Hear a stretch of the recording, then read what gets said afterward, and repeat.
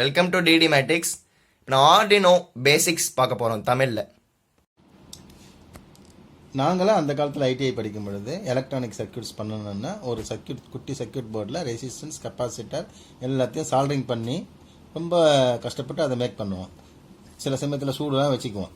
ஆனால் உங்களுக்கு Arduino you know போர்டுன்ற ஒரு காம்பேக்ட் மைக்ரோ கண்ட்ரோலர் சர்க்யூட் இருக்குது. You are the lucky fellows. சரி, நாம் இதை பற்றி என்னென்னு தெரிஞ்சுக்கலாம். இது வந்து அட்மெகா மைக்ரோ கண்ட்ரோலர். சரி, எப்போ ஒரு கம்ப்யூட்டர் பிளாக் டயக்ராம் நீங்கள் படிச்சிருப்பீங்க. அதில் பார்த்தீங்கன்னா ஒரு இன்புட், ஒரு மைக்ரோ ப்ராசஸர், ஒரு அவுட்புட், இதெல்லாம் இருக்கும். இப்போ அதெல்லாம் இதுக்குள்ளே இருக்குது. சரி, அதில் ஒரு கிளாக் பல்ஸுக்கு கண்டிப்பாக நமக்கு தேவைப்படும். ஒரு ரியல் டைம் கிளாக் தேவைன்றதுனால இந்த கிறிஸ்டல் வச்சுருக்காங்க. இதை எனர்ஜைஸ் பண்ணுறதுக்காக 2-3 மெத்தட்ஸ் ஆஃப் இன்புட் சிஸ்டம்ஸ் வச்சுருக்காங்க.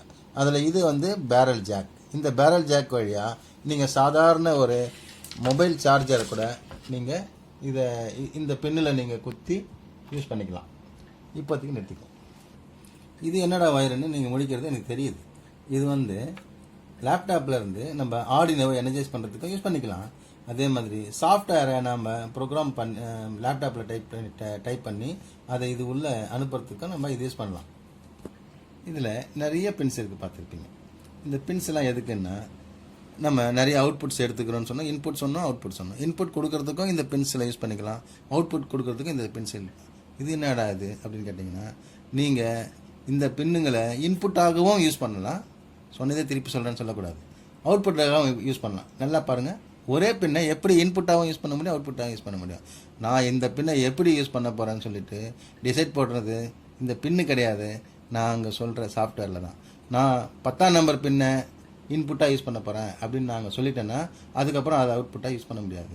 அதே நான் அதை அவுட்புட்டாக தான் யூஸ் பண்ண போகிறேன் அப்படின்னு நான் சொல்லிட்டேன்னா அதை நம்ம இன்புட்டாக யூஸ் பண்ண முடியாது. இங்கே பாருங்கள், 0 இருக்குங்களா, அப்புறம் 1லேருந்து அப்படியே நேராக பண்ணிங்கன்னா 13 வரைக்கும் இருக்குது. சரி, இந்த 0லேருந்து இந்த 13 வரைக்கும் மொத்தம் இருக்கிற 14 பின்களையும் நாம் டிஜிட்டல் பிடபிள்யூஎம்மாக யூஸ் பண்ணுறோம். அது என்ன டிஜிட்டல்?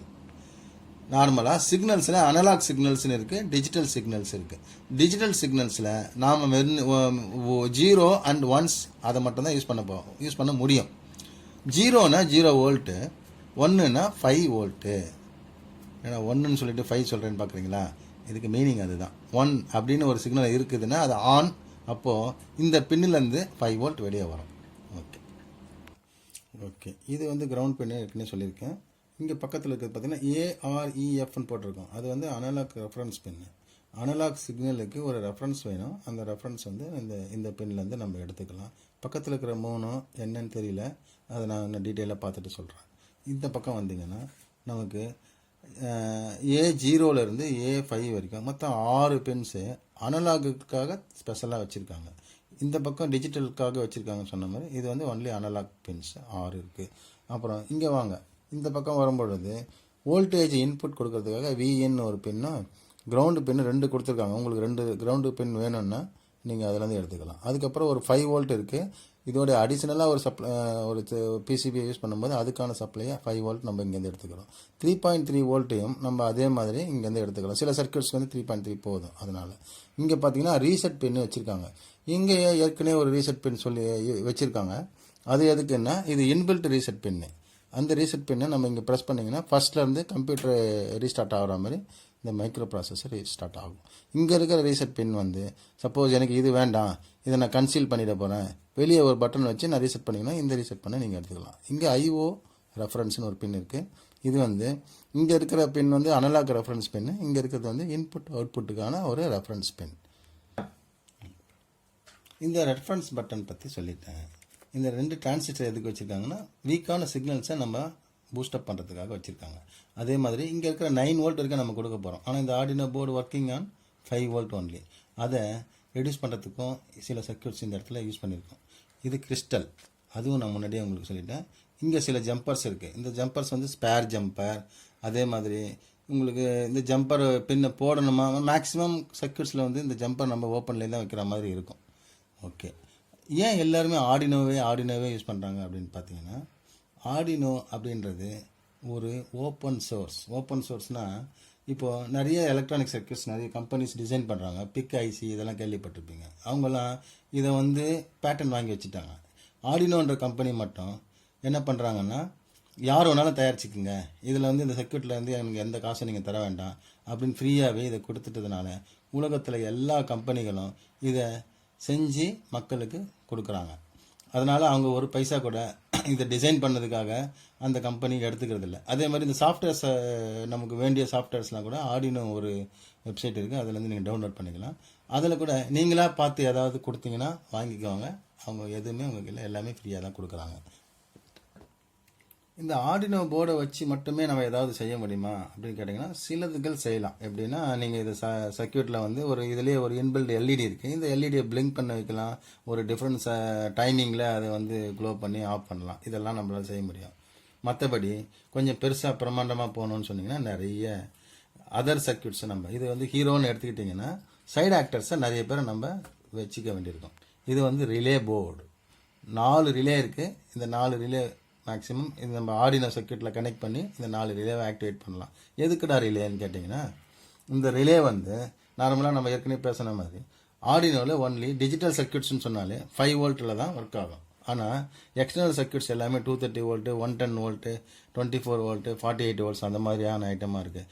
ஆர்டினோவால் டைரெக்டாக அதை எனர்ஜைஸ் பண்ண முடியாது. அப்போது இந்த ஆர்டினோ இந்த ரிலேவை எனர்ஜைஸ் பண்ணோம். இந்த ரிலே வந்து எக்ஸ்டர்னல் சப்ளை மூலமாக அந்த சர்க்யூட்டை ஒர்க் பண்ண வைக்கும். சரி, இது யாருன்னு பார்த்தீங்கன்னா டிஸ்பிளே. இப்போ ஆர்டினோவில் நம்ம ஒர்க் பண்ணும்போது சில ரிசல்ட்ஸ்லாம் வரும். அந்த ரிசல்ட்ஸ்லாம் நம்ம டிஸ்பிளேவாக பார்த்து தெரிஞ்சுக்கிறதுக்காக இந்த டிஸ்பிளே.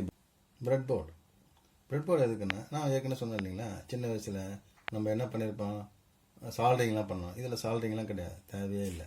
ஜஸ்ட்டு இதில் ஒரு பின் இருக்குது, இந்த பின்னை எடுத்து நீங்கள் இப்படி சொருகிட்டால் போதும். இந்த பின்னு ஆல்ரெடி இதில் கனெக்ட் ஆகிடுச்சுன்னு அர்த்தம். இந்த பின்னை எடுத்துகிட்டு போய் வேறு இடத்துல சொல்லிங்கன்னா இந்த பின்னு அந்த பின்னும் கனெக்ட் ஆகிடுச்சுன்னு அர்த்தம். அதுதான் பிரெட் போர்டு யூஸ் ஆகுது. சரி, இந்த ஆர்டினோவிலேருந்து பிரெட் போர்டுக்கும், பிரெட் போர்ட்லேருந்து டிஸ்பிளேக்கும், இல்லை பிரெட் போர்ட்லேருந்து ரிலே போர்டுக்கும் யூஸ் பண்ணுறதுக்கு இந்த ஜம்பர்ஸ் ஒயர்ஸ் ரொம்ப யூஸ்ஃபுல்லாக இருக்குது.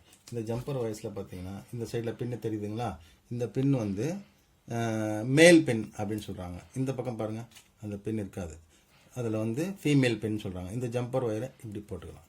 ஆர்டினோவில் ஆல்ரெடி நமக்கு ஃபீமேல் பின்ஸ் மட்டுமே இருக்கிறதுனால அங்கேருந்து எடுத்துக்கிறதுக்கு மேக்ஸிமம் மேல் பின் தான் நமக்கு யூஸ் ஆகும். அதே மாதிரி இந்த பிரெட் போர்ட்லேயும் ஃபீமேல் பின்ஸ் தான் இருக்குன்றதுனால இந்த பக்கமும் மேல் பின் இருந்ததுன்னா நமக்கு டைரெக்டாக எடுத்து சொல்லிக்கலாம். அதுக்காக நம்ம இன்னொரு ஐடியா என்ன பண்ணுறோன்னா, ஒரு சிங்கிள் ஸ்டாண்ட் வயரை எடுத்து இதில் இப்படியே நாம் இப்போ இது வரைக்கும் ஆர்டினோ போர்டுனா என்ன, அதுக்கு என்னென்ன அதில் என்னென்னலாம் பின்ஸ் இருக்குது, என்னென்ன காம்பனன்ட்ஸ் இருக்குன்னு பார்த்தோம். அப்புறம் அதோடைய சைடு ஆக்டர்ஸான இந்த display board, relay board, bread board and jumper wires எல்லாத்தையும் பார்த்தோம். சரி, இதையெல்லாம் வச்சுக்கிட்டு நம்ம என்னென்னலாம் பண்ண போகிறோன்றதை அடுத்த வீடியோவில் பார்ப்போமா? ஓகே, நம்ம ஆர்டினோ போர்ட் பற்றி பார்த்தோம் தமிழில். அதை வச்சு நெக்ஸ்ட்டு என்ன பண்ணலான்ட்டு நெக்ஸ்ட் வீடியோவில் பார்க்கலாம். தேங்க்யூ ஃபார் வாட்சிங். Like, share, comment, subscribe.